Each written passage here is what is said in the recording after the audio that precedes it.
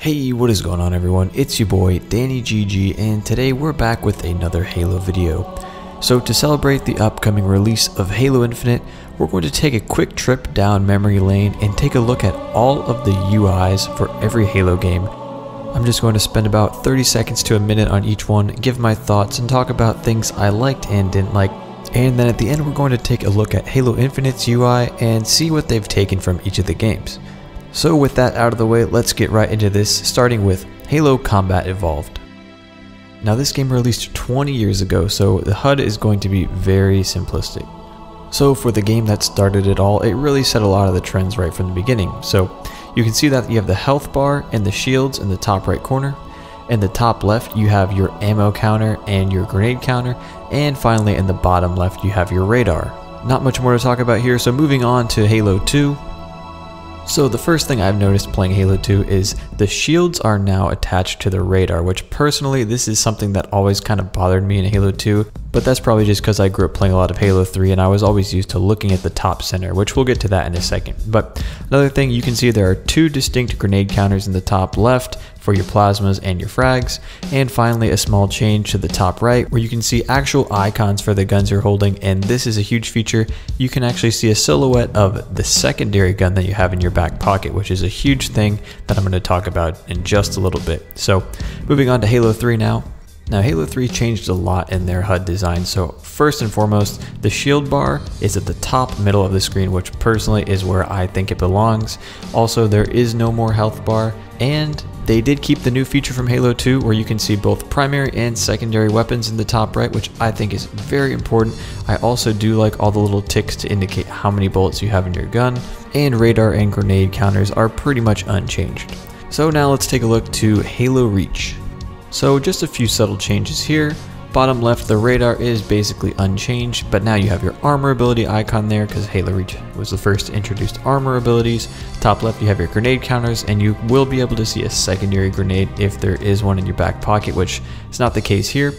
And this is a huge change that a lot of people kind of overlook. The top middle, you now have a compass above your shields, which is huge for multiplayer matches or campaign or really anything in general. Instead of saying, oh, there's a guy over there or he's near me, you can say he's northeast, and it gives you a lot more directionality in the game.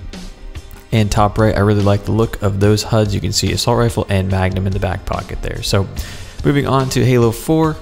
Now Halo 4 being 343's first Halo game, this is where things start to get a little bit interesting. So bottom left, top left, you can see grenade indicator, radar in the same spot. But now if you look along the edge, you can actually start to see parts of the helmet as if you were actually in first person view. So this is a screenshot from campaign, so you can see little bits of Chief's helmet and these green parts, which I think is a really neat detail. And Halo 5 actually comes and expands upon this a little bit, which we'll talk about soon enough. But here's the first boo-boo to point out. The top right, you cannot see your secondary gun equipped, which might seem like not a big deal, but personally I like to know what gun I have in my back pocket, and this is huge for multiplayer personally. So not sure why 343 decided to remove this feature, but just one of those things that might have slipped through the cracks. And then one last detail here, you can see lots of little intricate details and outlines on the HUD, which I think is a really cool touch and adds to the feeling that you are actually in a Spartan suit. Now moving on to Halo 5. Very similar to Halo 4 with all those little details, radar, grenade indicators, pretty much the same. But now, like we talked about before, how you can see little parts as if you're inside the helmet, they really expanded upon that. And this is from Locke's perspective, but if you remember, when you're playing the campaign, from other characters' perspectives such as Buck or Vale, you actually have a unique helmet HUD, which I think would be a really cool feature they could add to Halo Infinite, which would also give you a little bit more incentive to unlock new helmets. Like for example, you unlock the new Samurai helmet and it has a unique HUD around it. You know, it's not much of a change, but it's the small details that make the game even more personalized for you. And finally, they got the memo and brought back the second weapon indicator, which I think is great. It's just a little small indication. You can see plasma caster in the back pocket. Awesome.